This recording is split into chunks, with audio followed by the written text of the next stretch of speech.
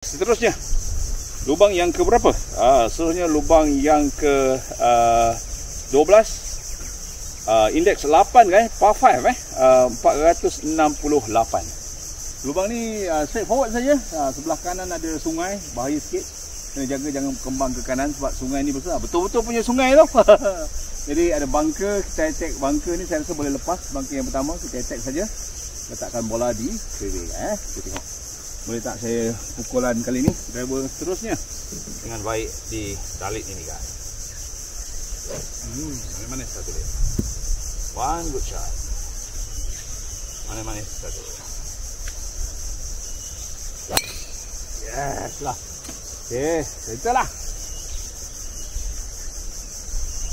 Alright guys, second shot saya. Direction jauh lagi ni. Mana distance marker saya tu 200 meter. 220. Saya try je 3 wood saya. Distance lebih kurang 220. Saya attack kanan green sebab kiri tu macam ada paya-paya kan. Saya harap dapat pukul dengan baik, sempurna. Menggunakan 3 wood guys. Boleh, one good shot. Mana-mana satu. One good shot.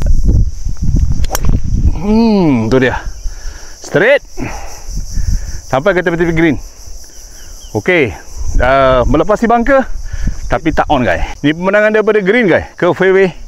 Masih lagi sungai sebelah kanan. Bola saya tak masuk bunker. Aduh, ingatkan macam dah perasan dah on tadi. Tak apa, itu green cantik. Sebelah sana sungai lagi.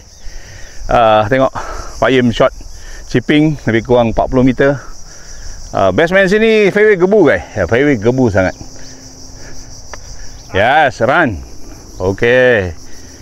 Kita tengok boleh tak saya chip dengan baik di lubang ini. Okay, bola di atas rough, tertenggek saja. Bawah rough ni kosong guys. Bahaya ni, jangan sampai tercedok. Okay. Rumput dia cow grass di sini, yang di rough dia. Okay, saya nak lambung merepasi bunker ni target saya.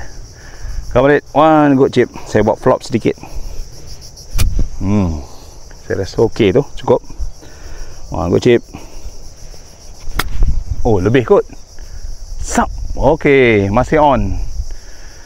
Sayang, pukulan ketiga. Alright guys. Bola saya terlebih chip lah. Satu jatuh sini tadi, terlebih. Takut sangat bunker tu lah dia. So, kena main downhill slope. Saya tak tahulah speed dia macam mana. Saya agak-agak lah kan. Saya harap dapat putt dengan baik. Putt for birdie. Tapi saya rasa dapat putt pun okey lah. Yang penting bukan skor saya kan. Yang penting saya nak tunjuk macam mana keadaan padang kan. Itu yang lebih penting. Alright. Come on, one good shot. Mana-mana satu good putt late. Come to papa. Yes. Downhill putt sikit tapi saya kena foam sedikit sebab green slow One good putt.